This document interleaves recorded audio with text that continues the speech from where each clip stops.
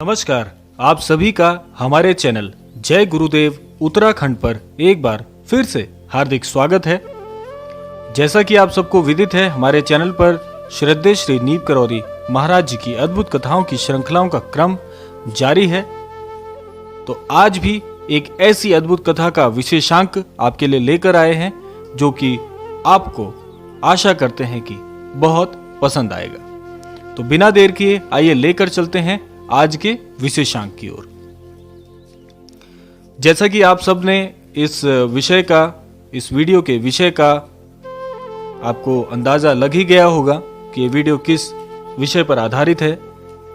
जैसा कि आप सब ने पढ़ा है कि आज का ये विशेषांक है महाराज जी की उस अद्भुत कृपा का, उस अद्भुत आशीर्वाद का, जो कि आपके जीवन में एक बहुत बड़ा परिवर्तन लाने में सक्षम है। महाराज जी सदैव एक ही बात कहा करते थे। आप तो जानते ही हैं कि महाराज जी के कैंची धाम में महाराज जी के जो अनन्य भक्त हैं उनका सदैव तांता लगा रहता था। महाराज जी सदैव भक्तों से घिरे रहते थे। तो यह एक बार की घटना है कि महाराज जी ने एक ऐसे अद्भुत आशीर्वाद के विषय में बताया जो कि महाराज जी की एक रहस्यमयी जानकारी अवश्य आपको लगेगी। महाराज जी ने कहा है कि जीवन में उतार चढ़ाव आते रहते हैं।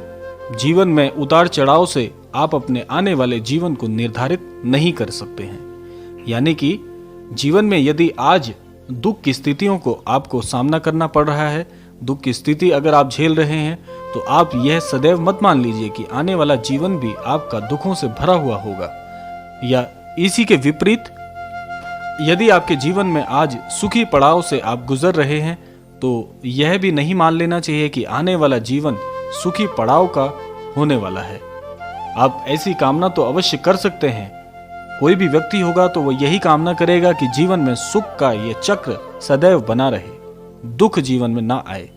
लेकिन महाराज जी ने इस बात को सिरे से खारिज करते हुए कहा है कि जीवन में जो भी परिस्थिति है, उस परिस्थिति से कभी भी आने वाले जीवन को आप जोड़कर मत देखिए। इसी क्रम में महाराज जी कहते हैं कि जो व्यक्ति मन से, धन से या तन से कंजूस होता है, वह व्यक्ति सदैव ईश्वर की कृपा से दूर रहता है। यानी कि महाराज जी के कहने का आशय सीधा सीधा यही है कि जीवन में आप किसी भी प्रकार से कंजूस मत बनिए।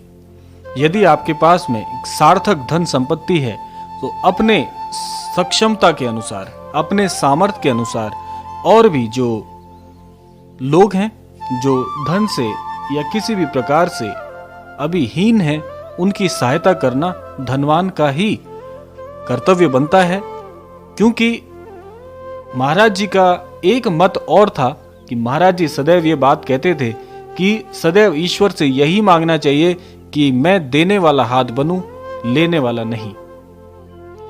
और इसी क्रम में महाराज जी आगे जोड़ते हैं बात को कि जब तक आप अपने जो कोष हैं उनको खाली नहीं करेंगे, तो कोष भरेगा कैसे। व्यवहारिकता के तौर पर अगर इस मत को महाराज जी के देखा जाए तो यह सटीक और सिद्ध मंत्र है। महाराज जी ने यह कहते हुए इस बात को पूरा किया है कि यदि आपके धन के कोष, मन के कोष, श्रद्धा के कोष या अन्य किसी प्रकार से आपके संचय के जो माध्यम है, यदि वह आप समय समय पर उन्हें खाली नहीं करेंगे, तो उसमें कैसे आप उस कोष को भरेंगे। इसको आपको मैं एक छोटे से उदाहरण से समझाता हूं कि यदि आपके पास कोई ऐसा पात्र है, कोई ऐसा घड़ा है जिसमें आप पानी भरना चाहते हैं, लेकिन उसमें पहले से ही पानी भरा हुआ है, वह घड़ा तो पहले से ही पानी से पटा हुआ है, तो आप उसमें और जल एकत्रित नहीं कर सकते।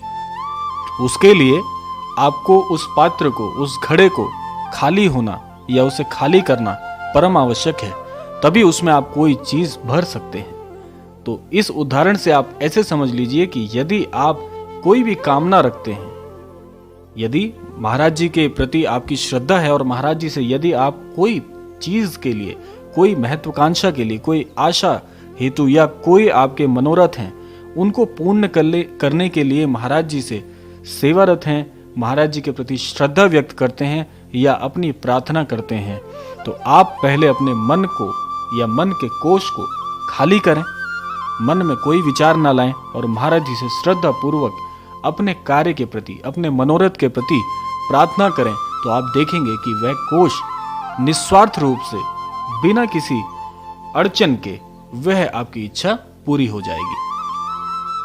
तो महाराज जी सदैव यही बात कहते थे। इस बात को मैं फिर से इंगित करना चाहूंगा कि यदि आपका कोई मनोरथ है, यदि आप कोई आशा रखते हैं तो पहले आप उस कोष को, उस मन में अपने जो आपके व्यवहार हैं, विचार हैं, उन्हें पहले शून्य पर लेकर आइए और फिर कोई कामना करिए तो आप देखेंगे कि आपका वह मनोरथ, आपकी वह कामना बिल्कुल पूरी हो जाएगी, 100% पूरी हो जाएगी। तो महाराज जी का यह आशीर्वाद यदि किसी भक्त को मिल जाता है, कि महाराज जी सदैव यही कहते हैं और ऐसा महाराज जी ने अपने पूरे जीवन काल में बहुत कम भक्तों को कहा है कि आप देने वाला हाथ बनिए, ना कि लेने वाला। क्योंकि जो हाथ देने वाला होता है वह अपने आप में संपूर्ण है, तभी तो वह किसी दूसरे की सहायता करने में सक्षम है। क्योंकि सहायता प्राप्त करने वाले तो बहुत हैं, सहायता प्राप्त के इच्छुक बहुत हैं कि कहीं से मुझे सहायता मिल जाए, ऐसा कहने वाले आपको बहुत मिलेंगे, लेकिन दूसरों की सहायता करने वाले बहुत कम ही हैं। और महाराज जी ने ऐसे आशीर्वाद बहुत कम भक्तों को आज तक दिए हैं। तो इसीलिए इस विशेषांक से आपको यह अवश्य सीखना चाहिए कि आप जब भी महाराज जी से कोई चीज मांगे तो हमेशा देने वाला हाथ बने, ना कि लेने वाला। हालांकि ये दोनों चीजें अपने आप में परिपूर्ण हैं, इसमें कोई दोष भी नहीं है, लेकिन यदि आप देने वाला हाथ बनते हैं तो जब आप खुद सक्षम हैं तभी तो आप दूसरे की सहायता कर पाएंगे। तो महाराज जी का यह आशीर्वाद अवश्य ही जीवन को परिवर्तन लाने में या आपके जीवन में एक बड़ा बदलाव करने में बहुत हद तक सक्षम है। तो इस क्रमांक से आप आज के बाद इसी क्षण से यदि महाराज जी से कोई कामना करते हैं तो यह बात मन ही मन अवश्य कहिएगा कि महाराज जी मुझे भी आपका यह आशीर्वाद यानी कि देने वाला हाथ बनना है, आप मेरी यह इच्छा पूर्ण करिए और महाराज जी मुझे आशीर्वाद दीजिए कि मैं सदैव देने वाला हाथ बनूं, ना कि लेने वाला। तो आज का यह विशेषांक समाप्ति की ओर आ चुका है, हमें इसका समापन करना होगा और बहुत जल्दी आपसे दूसरे क्रमांक में मिलेंगे। और ऐसी आशा करते हैं कि आपको यह क्रमांक बहुत पसंद आएगा। इससे पहले भी आप सभी ने, जो भी भक्तगण, जो भी दर्शक इस वीडियो को देख रहे हैं, आप सभी ने हमारे चैनल पर बहुत स्नेह बनाया हुआ है।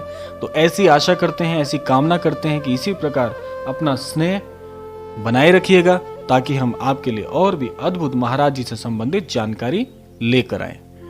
तो आज के क्रमांक को विराम की ओर ले जाते हैं और मिलते हैं आपसे अगले क्रमांक में। तब तक के लिए जय श्री राम, जय गुरुदेव, जय उत्तराखंड।